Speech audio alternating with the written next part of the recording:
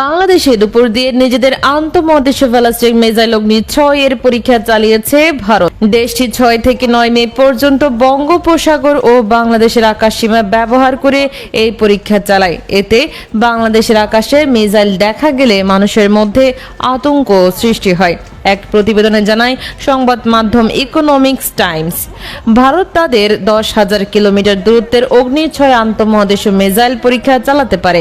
এই সম্ভাব্য পরীক্ষার বিষয়টি আরও দৃঢ় হয়েছে কারণ কয়েকদিন আগে দেশের প্রতিরক্ষা গবেষণা ও উন্নয়ন সংস্থার চেয়ারম্যান সমীর বি কামাত জানান তারা তাদের প্রথম আন্তঃদেশীয় ব্যালিস্টিক মিসাইল অগ্নি-6 এর পরীক্ষা চালানোর জন্য প্রস্তুত।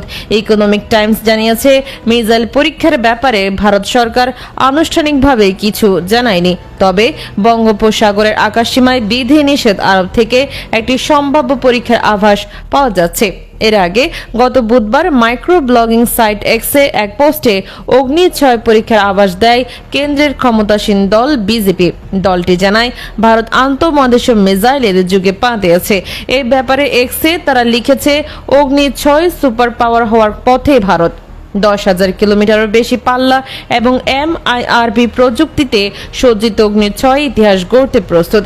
এই মিসাইল ভারতের নিরাপত্তাকে করবে দুর্ভেদ্য এবং আমাদের পৌঁছে দেবে বিশ্বের সবচেয়ে শক্তিশালী দেশগুলোর কাতারে। শক্তিশালী ভারত, নিরাপদ ভারত।